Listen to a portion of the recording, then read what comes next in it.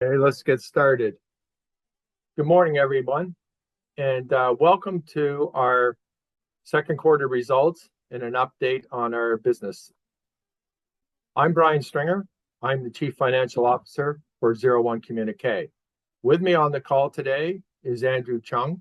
He's our President and Chief Executive Officer. Andrew, if you could turn to the next slide, please. The agenda today will be a presentation by Andrew, who'll give you an update on our results and also an update on our business. It'll be followed by a Q&A, and I think by now everybody understands how to submit a question using Zoom. If you look at the bottom on Q&A, if you just click it and type the question, we'll receive it, and then we'll present it to Andrew at the end of the presentation. I'll moderate the Q&A. And now, before we get started, I just point you to our disclaimer. This forms part of the presentation, and if you take a brief look at it. And now I'll pass it over to Andrew, and Andrew will give you our business presentation. Over to you, Andrew. Okay, thank you, Brian. Hello, everyone. How are you doing? I'm Andrew Chung, the President and CEO of 01 Communique. I guess 3 months is a long time in our industry. A lot have happened since then. First, IBM made an announcement of the expectation of a full-scale fault-tolerant quantum computer. We have completed another round of strategic financing, followed by the announcement of a co-development project with Hitachi. So I will give you all the details later. Our value proposition is very simple. I won't go into the details about how what quantum computer is and how they works. And all I want to say is that their excessive computing power is going to render the encryption technologies currently used to protect the world of internet totally useless. The world called this Q day, the date when hackers are using quantum computers to do the dirty works. This means literally everything under the sun will be vulnerable, including the likes of email, financial, cryptocurrencies, AI, etc., you name it. They all need to be protected against Q-Day, and we, with the IronCAP product, are the leader in protecting them against the inevitable Q-Day. I guess timing is everything. Any kind of overnight success basically has 6 or 7 years in the build. We have been promoting for a long time about the quantum safety for many years. But the world has only been kind of waking up by the Google Willow chips announcement in December, about 6 months ago. We have been talking to a lot of potential customers for like almost 2 years.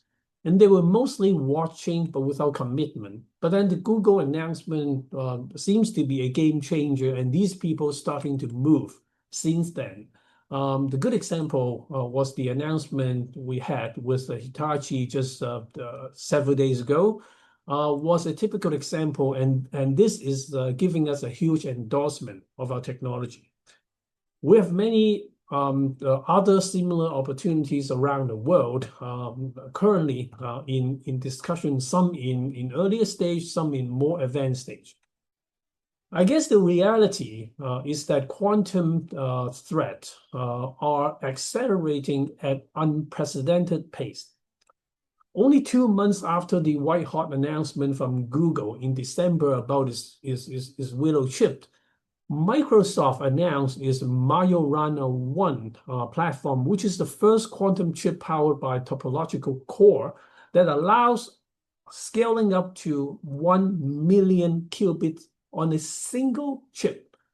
Now, this combined with the Google error correction they announced in 6 months ago was a real game changer. And shortly after that, Continuum, which is the quantum arm of Honeywell, announced that they will release a new version later in 2025. They haven't done it yet. They said later 2025 will release a new version of quantum computer that will be about 1 billion times faster than the previous version. So obviously, IBM is not sitting still. Earlier this month, they announced their latest roadmap, which is calling for the release of Loon later in 2025, and then Kookaburra in 2026, followed by a full-scale fault-tolerant quantum computer by 2029. Now, full-scale fault-tolerant quantum computer really means a guarantee of Q-day on or before 2029. And there are many other players in the world, don't forget, including national players in Russia and China who don't announce their roadmap. I am fully expecting a kind of like a DeepSeek-alike event coming out soon out of nowhere on the most unexpected way, the most unexpected day that they have created a supercomputer, super quantum computer beating everyone. And whether this is coming from the US, China, or whoever is not important. What's important is that the world must prepare for this to happen, or it would be a disaster for those who have listened to some self-serving, irresponsible comments saying that quantum computers are decades away and caught unprepared. And I keep saying that, frankly, I believe it is misleading listening to business leader commenting on Q-Day because their comment tends to be self-serving. I believe what we should be paying more attention is what the government says. Let's see what the US and our government says about the Q-Day. Fundamentally, Q-Day is not a problem of tomorrow, but today's problem, maybe even a yesterday problem. First of all, the executive office of the US president told their agencies to be mindful about the fact that Q-Day is today's problem because hackers can download the data now and simply wait until they got hold of a full-scale quantum computer and decrypt them. This is the infamous HNDL, Harvest Now, Decrypt Later attacks. And 2 months later, the US Secretary of Commerce, Howard Lutnick, made a public comment saying that the world of cybersecurity will be totally broken if we don't act immediately. And finally, while the ink is still wet, our Carney government also said during the G7 meeting that quantum technology is a priority topic. Okay, so these are just some notable examples out of many, many, many more. And our business model is very simple. We have two parallel revenue generators. The first one is direct marketing of our own quantum-safe end-user product on a recurring subscription basis. The industry called it SaaS, software as a service. We are way ahead of our competitors that in addition to the encryption engines, we have two quantum-safe end-user product commercially available with a third one in the pipeline. The first one is the world's first quantum-safe email security product, and the other one is the world's first quantum-safe remote access product. Now, the third one is a crossover between AI and quantum safety, which will be commercially ready sometimes in 2026. I will talk about this a little bit later, and especially that it's kind of priming that we likely will make an official announcement or demonstration in the very, very near future. And the second revenue generator is to help our partners achieving their quantum safety conversion journey. The latest announcement with Hitachi was a typical example of this, whereby we are charging a one-time development fee plus an ongoing revenue share. We're currently in some late-stage discussion with many similar or larger opportunities around the world across different fields, spanning from financial, cryptocurrencies to energies, digital signatures, etc. And we're simply using our IronCAP engine as a mean to help them achieving their PQC journey by charging a fee, as I said, plus ongoing revenue share. And it doesn't need a rocket scientist to figure that the market size that we focus on are extremely huge. So using exactly the same example, I'm going to give you some sense about the size of it. Even the smaller one, being quantum safe remote access, has a market size of 500 million annually. And then quantum safe email is a simple math, as there are about 7.9 billion business email addresses worldwide. So let's say 1% is serious email oriented and pay 2%, paying $2 per month for quantum safety. And that market size is already 1.5 billion annual. Now, AI is even more crazy, expected by market analysts to be reaching 3.6 trillion by 2034. And we'll be using our proceeds from the licensing part of the business to fund the marketing of these three enormous markets, the SaaS market. And our licensing side of business is also like the concept is simple and is sizable too. The best part of it is that there is no marketing cost associated with that. And again, the recent announcement of the Hitachi project is a typical example in this side. And we collect development fee plus an ongoing revenue sharing, which can become big and recursive. There are too many industries that we can serve, ranging all the way from energy to banks to cryptocurrencies, digital signature, etc. So needless to say, the revenue sharing in the cryptocurrency can be also enormously comparable to the direct SaaS market also. The licensing side of our business really relies on partners, okay? And we perfectly understand that large enterprises, banks, or governments likely won't work directly with us, being a small company. So that's why we chose to sign up with large, big name partners around the world who also believe in quantum threat. So we spent the last few years and successfully signed up these people that we will simply become the SME, subject matter experts, so that when they are helping their customers in their PQC conversion, we are the company behind them and charging fees. So in the last 2-3 years, as I said, we have signed up a lot around the world. The more notable one would be like CGI in our backyard, Thales in France, PwC and Hitachi in Asia, right?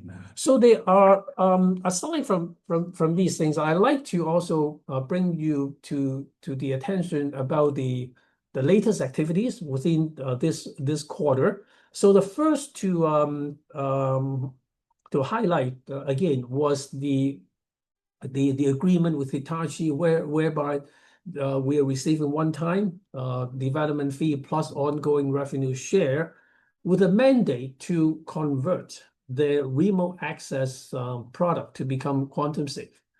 Unlike VPN, their product, their remote access is application level zero trust remote access, so that even a hacker who managed to crack into the accessing client, the corporate network that they are remotely accessing will still remain safe because there is no network layer trust involved here.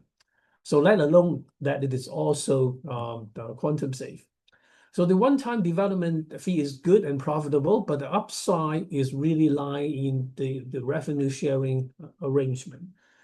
But the most significant value to us really is the industry endorsement, that we have a large company with big name taking a long time scrutinizing the technology and chose to work with us. And we have been in discussion, as I said, with them for almost 2 years. And finally, maybe partly triggered by the Google announcement in December several months ago, the discussion was accelerated.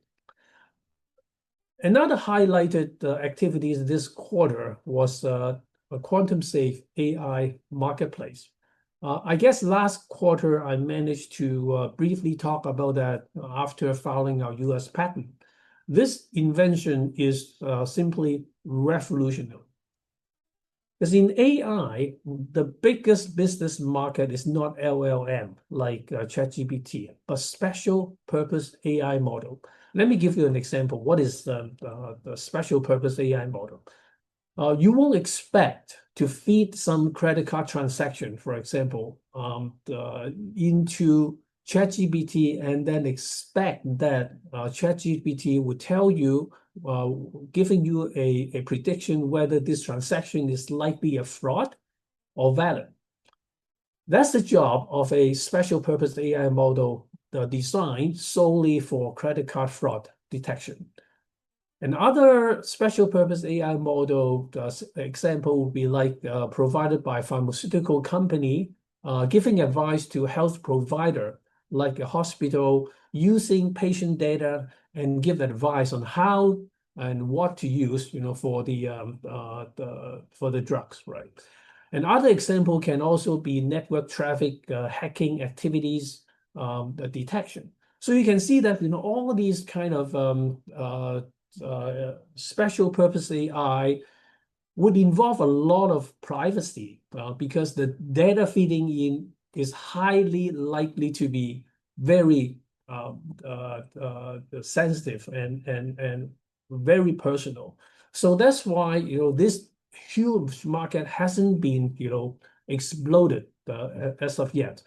For example, Visa, would never want to feed their credit card transaction into a third-party credit card detection AI model for the same reason. And even in the reverse, for the AI model vendor would also don't want their customers to have a direct access to the AI model, because once the AI model are unencrypted, so if they get hold of the AI model, they can copy, in no time, similar to how DeepSeek using the open LLM from ChatGPT and just build on top of it, right? So what we have been working hard since 2024, was inventing a technology that can prevent this problem from happening, so that we are encrypting both the user data and the AI model in a manner that is quantum safe, and so that they are not exposing to each other while can serve AI prediction operations. So this is not only revolutionary, but will also greatly enhance the adoption of special purpose AI with a market size of multi-billion dollars, actually reaching trillion level. And we have accelerated in the commercialization process and are very confident that we can kind of showcase a public demonstration on something like credit card transaction detection within a short period of time. Our activities, I guess, is squarely reflected by our quarterly financials. Revenue was recurring, which is more or less the same as last year. After closing a new financing in January, we managed to accelerate on a few fronts, such as new patent applications in the AI platform. We also spent extra about $200,000 in this quarter to achieve all these additional activities.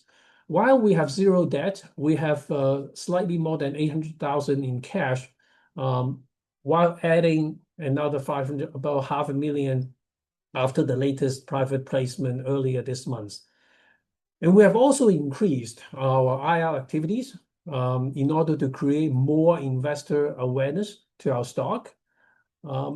Our focus from the second quarter, or I would say second half of 2025 onward, will be towards building quantum safe solutions, kind of like revenue related to quantum safe solution by expanding our R&D and sales and marketing activities. So I like to reserve a little bit more time for question this time. So in closing, I would say that again, timing is everything. So riding the momentum created by Q1 and Q2, we have more PQC projects in advanced stage discussion. We are also expanding the email support beyond Outlook users and accelerated the AI marketplace development with revenue expected to accelerate into the Q3 and beyond. I also expect 2025 to be kind of like to be exciting year for 01, and it's going to be a massive year for us. I couldn't think of a better way, because like really that it seems to be ignited by the Google announcement in December that everything seems to have ignited in 2025. So we believe it's going to be a massive year for us. I'm sure that you will be having a lot of questions. So I'm going to take a quick pause here to reserve more time for question and answer this time. And as mentioned at the beginning by Brian, I'm sure that people are familiar with Zoom, the Q&A feature. So please make use of that. And Brian, as usual, will moderate your questions accordingly. So over to you, Brian. Okay, Andrew. I do have some questions that have already come in. Please feel free to continue sending them. The first question, Andrew, has to do with our AI marketplace. Can you elaborate on the time frame for your AI marketplace? When can we expect to see it? And who do you envision as your first customers? Thank you, Brian. This is kind of like loaded, but all related to AI marketplace. I can understand why people are interested in that, because this is a very big opportunity for 01. For the most part, as I said, for the most part of 2024, we have been working on this, but we kept ourselves in a stealth mode. As we have not filed a patent, we cannot talk anything about it. Otherwise, the patent application could be in jeopardy. So what we have filed in March, only several months ago, was exactly the technology that would allow this to happen. So with this, and we are completing a demonstration, like the proof of concept demonstration based on the patent pending technology. So as I mentioned briefly a little bit earlier, I am very confident that we will have we'll conduct a demonstration of the technology and make likely an announcement, official announcement of the commercial development very shortly. I wouldn't put a date on it, but I have confidence that it's very, very shortly we will be making that kind of announcement. And I am also expecting the commercial availability to be sometimes in 2026, likely around the second quarter or something like that, plus or minus. And Andrew, the second part of that question was, who do you envision as your customers for? Like customers, like this is the AI marketplace is kind of like an eBay or Amazon that bridging the customer and the users. So bridging the vendor and the users.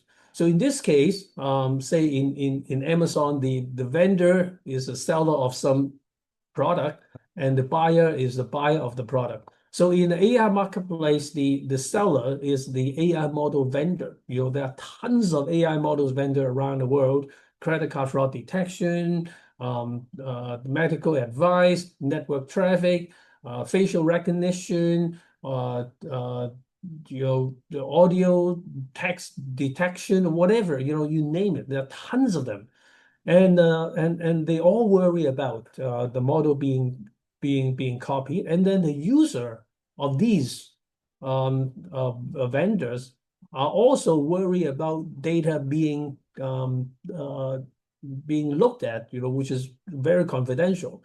So we expect the customer, so the so-called customer is a long-winded answer. The so-called customer would be first of all the vendors to allow them to list their model on our platform to be sold, say how much per use or whatever, and then the user who come into the platform will search for the AI model, put in some keywords, exactly the same way how you search for something you like in Amazon or eBay, and then you'll find the model you like, and then based on the fees, based on the user comment, based on whatever, and you choose one to use and you pay, and then we take a cut.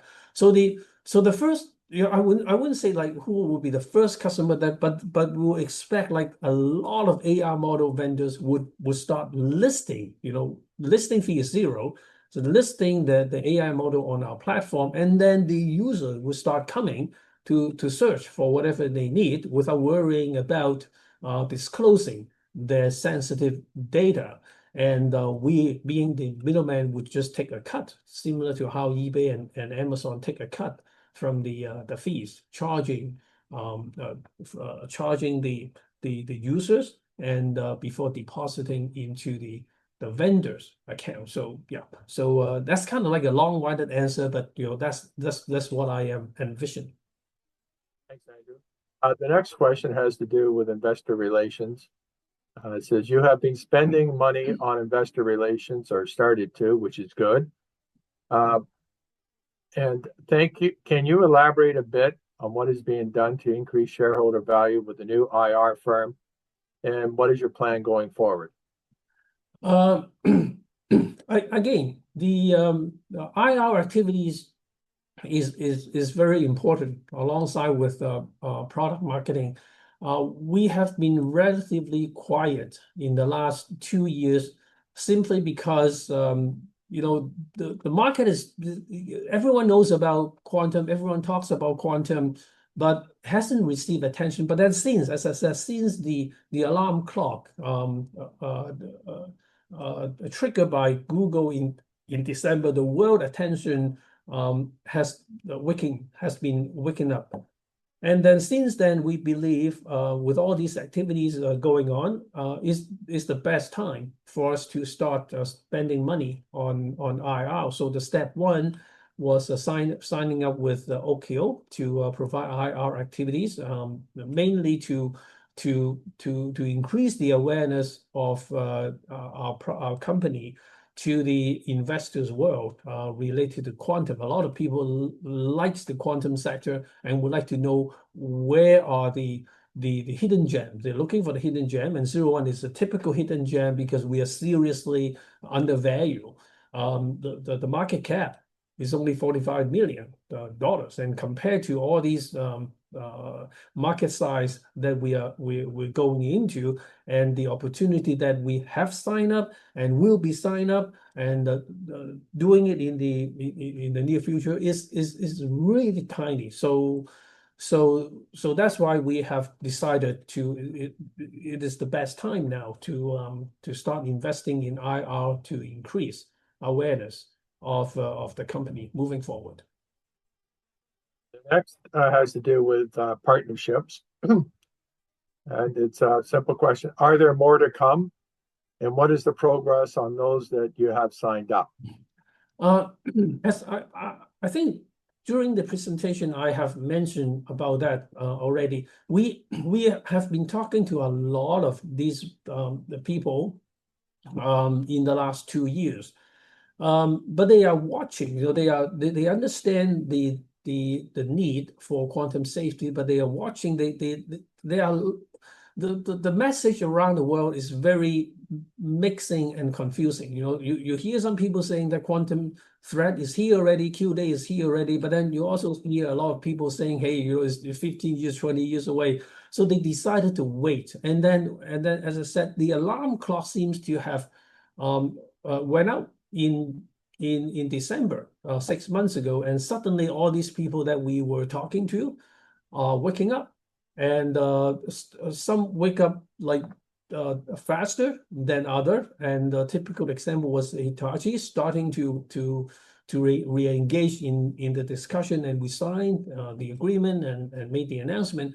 And some we are in discussion right now, and some are in very late stage discussion, and some just started. So a lot of things are happening as we speak. So I have no complaint about that. It's very busy, and I wish we have 48 hours a day. So yeah, that's how I feel.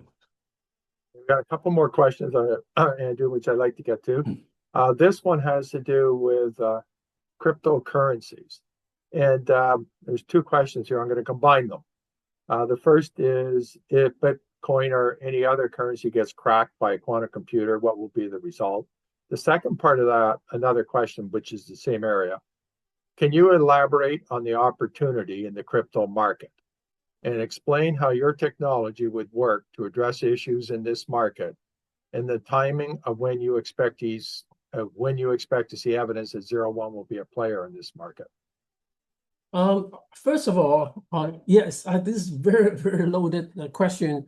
First of all, I have to say that the short answer is whether a quantum threat will have a negative effect or crack these cryptocurrencies. The short answer is absolutely yes. Okay, and the cryptocurrency is based on elliptic curve. The whole cryptocurrency concept is based on elliptic curve. The public, the key pair. The public key is the address, and the private key is the signature that you sign your transaction. And this has been assumed to be safe because it has been safe, in the last 50 years. And only with when Satoshi invented, whether it's he, she, or they, when Satoshi invented Bitcoin in 2009, no one talks about the quantum computer. We recognize quantum computers already at that time, but no one talked about quantum computer. It was still, at least a decade away at that time.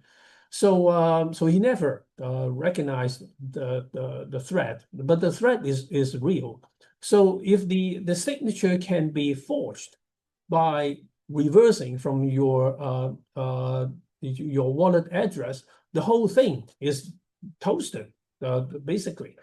And so from a technical point of view, it's not easy, to fix, because this is the fundamental bedrock of it's like you have a building, and there is a layer at the very bottom that is vulnerable. If you deal with it, the whole thing would collapse. And it's very difficult to be done, and that's why you hear a lot of people are either they are saying that we will be doing something on it, but that's nothing. Or they would say this is decades away, don't worry about it, kicking the can down the road, right? And I am holding the same comment since day one, that it is a problem that they have to deal with it. And if they are not quantum safe before Q day, I can guarantee that it will be cracked. Like your wallet would become zero one day when you wake up, if it is not quantum safe. So as a matter of fact, we have been talking to a lot of partners in the sectors that are not considering or actually having plans to do something, converting coins to become quantum safe. And I have to also say that we are a technology company. We build technology, okay, we build product, but we are not a cryptocurrency marketing company. We are not Binance, we are not Bitcoin. We have to partner with someone in that industry, and we provide the technology for them. Again, like if you remember, this falls squarely into our second revenue generator, which is that we are providing the technology, helping the cryptocurrencies player for a fee, and revenue sharing of the token, the quantum safe token, in order to help them market the quantum safe token. And we are in some very, some are early stage, some are very late advanced stage discussion in that sector at this point as we speak. Thanks, Andrew. And there's several questions, but I'm cognizant of time, so I'm going to this is the final question we'll table today. And for those of you who have other questions outstanding, please don't hesitate. Give myself or Andrew a call or an email, and we'll respond. Andrew, the last question today has to do with Q-Day. And it says, Andrew, I know 01 is not a quantum computer, but I expect when Q-Day comes, 01 will certainly benefit. What is your personal opinion as a guy knowledgeable in technology and quantum on when Q-Day is coming? So it's asking for your personal opinion.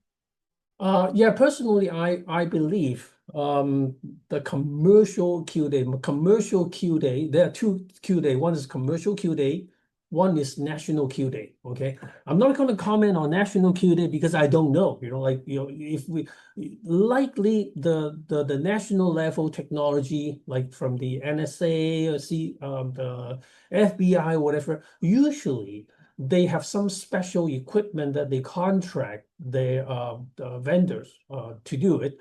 So with this, they usually are about 3 to 5 years ahead of the commercial level. So there's a chance that National Q-Day has already arrived 2 years ago, at least. Okay.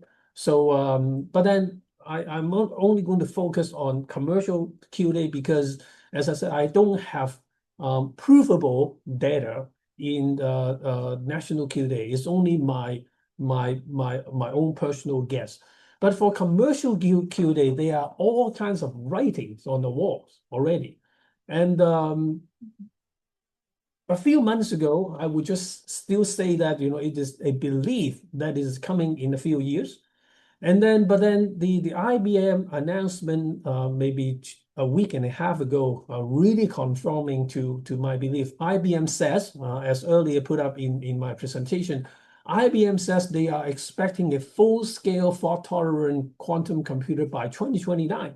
Okay, full-scale fault-tolerant quantum computer can guarantee the Q-Day, and so that means from IBM's roadmap alone, Q-Day is the latest 2029, and all the other competitors are going to strive to beat IBM. And again, we fully expect some people who never published their quantum computer roadmap, such as those people in Russia or China, they could have one coming up, all of a sudden out of nowhere. So if I were to put a guess, I would take that the gap between now and 2029, cut it in half. So sometimes around late 2026 to late 2027, within that 12 months of time, very likely something would happen and would have a quantum computer allowing Q-Day, a commercial Q-Day to happen, right? So that's my best guess, from deriving from all the writings on the wall. Thank you, Andrew. And that wraps it up for today. I'll turn it back to you for closing comments, Andrew. Okay. Yeah, thank you again, Brian. So thank you everyone for joining our corporate update. I am, again, as I said, I'm fully expecting 2025 to be a very, very massive year for us. So I couldn't wait for the next meeting in about 3 months. So hopefully to see you again in 3 months and giving you more good news and more update on the development on the company. Again, thank you very much for joining.